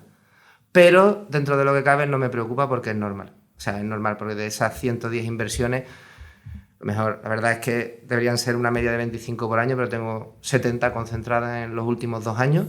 Ahora sí que quiero desacelerar un poco para cumplir. Son muy recientes. Muy recientes. Y muy proyectos iniciales. en fase pre-seed y seed la mayoría. Entonces es muy temprano para valorar. Dentro de 5 añitos nos tomamos unas birras y te digo, si sigo con la friolera. Lo haremos seguro. Oye, ¿empezarías otro negocio? No lo sé. O sea, la fase que estoy ahora después de dejar Homa iba a ser un año sabático, que ya son 18 meses, pero de sabático ha tenido poco, porque al final me he liado y me he reliado haciendo double down en advisory, invirtiendo y ahora pues colaborando como venture partner con K-Fund. ¿Y eso de cómo funciona lo de K-Fund? K-Fund, pues bueno, al final fue que el roce hizo el cariño. Desde aquí le mando también un abrazo a todos los compañeros de K, ¿no? Porque yo creo mucho en el karma, también cuando estás colaborando con el proyecto y en el ecosistema de tú necesitas mi ayuda, yo te ayudo desinteresadamente, ¿no? Esto es mucho de hoy por ti, mañana por mí, con otros coinversores, con participadas y tal. Entonces, pues en este tiempo que estuve conociendo gente, invirtiendo mucho, coinvirtiendo, pues empecé a llevarme bien con la gente de K, empecé a colaborar con ellos. Algún día que se querían mirar alguna participada, pues con algún punto tecnológico que no tenían a nadie, que tenían dudas, pues bueno, yo me miro el proyecto con ustedes, tal. Entonces, fue una cosa muy orgánica de darnos cuenta de que estábamos a gusto haciendo cosas juntos, de que yo les aportaba a ellos valor, o eso me dicen, sobre todo cuando hacer la due diligence de proyectos, pues tener un ángulo más tecnológico, mucho sobre todo, depende, ¿no? Si es en fase más seed, es más la psicología del CTO, si es en una fase más avanzada del fondo growth, pues realmente hacer una auditoría más en condiciones. ¿Y este tipo de acuerdos cómo se compensan? ¿Con un sueldo? ¿Con una parte del carry? ¿Tú coinviertes? ¿Cómo funciona? Bueno, un poquito de todo, ¿no? Al final son modelos de que hay el acuerdo. La verdad es que el primer trimestre de decir vamos a colaborar formalmente, no había ningún acuerdo, es decir, vamos a colaborar juntos y según lo que salga, al final de mes vemos algo, negociamos algo que nos encaje. Y luego a final de mes, pues a final de trimestre, pues bueno, en base a lo que a mí me encajaba, que yo estaba a gusto colaborando con ellos, pues yo lo que soy alérgico ahora es a cualquier tipo de commitment full time. Es decir, yo lo que trabajo con K son unas horas de calidad a la semana, ponle un día a la semana, como mucho, ¿no? Pero el resto del tiempo, pues tener flexibilidad a mi aire. Entonces, a mí me encajaba eso, ellos vieron que de esa manera, pues yo les aportaba valor. Entonces, bueno, hay una parte en cash y hay una parte, sobre todo, de alinear incentivos, donde yo también soy el PI en alguno de sus fondos y yo, pues bueno, tengo una serie de exenciones de carries y de fees sobre mis inversiones particulares como el PI en sus fondos. Pero si tú lo piensas, yo creo que este modelo tiene mucho sentido, porque yo también, aparte de participar en las due diligence, hago advisory con las compañías del portfolio de K, a los CTOs normalmente, como si fuera con lo mismo que hago con mis participadas. Entonces, si yo soy el PI de una compañía del fondo de K, indirectamente es una compañía mía. Entonces estoy incentivado a darle amor y cariño. Y por el otro lado, estoy incentivado a ser más el PI como el PI de más fondos de ellos. Te voy a pasar retos de aquí de Factorial, porque igual eres socio de Factorial, indirectamente, ¿o no? No es el mismo fondo. Sí, porque sí soy por la última ronda ha entrado el fondo growth. Ah, mira. Porque de K1 no soy. Pues aquí tenemos un montón de retos. Te digo la verdad, por lo que no os he pegado, porque yo al final por todos los trimestres me miro con ellos y digo, ¿qué proyecto tiene interés ¿en qué proyecto tendría sentido que me pusiera a hablar con ellos e intentar ayudarles? Y a vosotros hemos descartado siempre a priori porque sois vosotros ahora los que me tenéis que enseñar a mí. Estáis en una fase muy, muy avanzada. Normalmente son proyectos en fase más... Una serie A, yo creo que es el sweet spot donde yo aporto más valor, de ayudarles a doblar equipos. A doblar equipos de 5, de 10 a 30 empleados, ¿no? Entonces, pues, bueno, yo más que encantado, si queréis contar... Lo comentaré. Si os puedo traer un café algún día, pues me lo decís, pero me vais a enseñar vosotros a mí. Pero sí, va en el paquete. Pero aunque no fuera de K... o sea, el ser Venture Partner en K, de verdad, lo hago porque es el acuerdo que tengo con ellos, pero sobre todo yo estoy aprendiendo mucho, que a mí es lo que más me interesa, me ayuda a ser parte de un equipo y no sentirme tan solo, pero aunque tú no fueras parte, de verdad, yo creo mucho en el karma, aunque tú no fueras parte de K, o yo no fuera parte de K, a mí me llega un chaval y me dice, oye, de verdad, ayúdame con esto, yo me siento con cualquiera y le dedico un rato desinteresadamente. Después de un warm intro. Después de un World Intro. Eso detalle de por lo importante. menos que nos conozcamos en persona, pero estos chavales del campus y tal, pues más que encantados. Vale. Oye, última pregunta. ¿Tu mayor fuente de inspiración cuál ha sido para meterte en el mundo del negocio? No del tech, sino del negocio. O sea, ¿tú has leído libros? ¿Has visto podcasts? Me aburren muchísimo libros de negocio. Los libros de negocio. Algunos me he leído. A mí también. Me aburren mucho. A lo mejor es porque viene por lo que somos, ¿no? No lo sé, pero biografías en cambio me gustan mucho. A mí me gusta mucho la historia. Siempre me gusta, pero bueno, es más como un hobby, una ocupación intelectual que me ayuda a flashear el buffer mental del día a día, ¿no? Inspiración de por qué meterme a negocio. No de por qué, sino de cómo aprender, cómo has aprendido a hacer todo lo que has hecho. Si tienes que pensar cómo has aprendido, o sea, ¿hay alguna persona que te ha influido? Es un conjunto de millones de cosas, ¿no? Pero si tú piensas algo que te haya inspirado... Alguien que me haya inspirado. ¿Alguien o algo? Sí, mira, a mí me inspiró mucho mi época de Trovit, porque al final yo vengo de Cádiz, ¿no? De las provincias más absolutas, ¿no? Y siempre tú veías y decías, pues bueno, está Facebook y Google, lo ves como muy inalcanzable, pero yo acabé en Trovit en un sitio que era un proyecto que iba como un cohete, y en los founders yo veía allí a Dani, a Raúl Eñel. Y yo los tocaba, yo los veía en carne y hueso, y digo, esta gente está montando un cohete, algo proyectaco, que va a ir muy bien, y son de carne y hueso. Esto se puede hacer, esto existe. Yo ahí me lo creí. Si esta gente puede, yo puedo. Claro. O sea, a mí eso, para mí fue un breakpoint, mi etapa.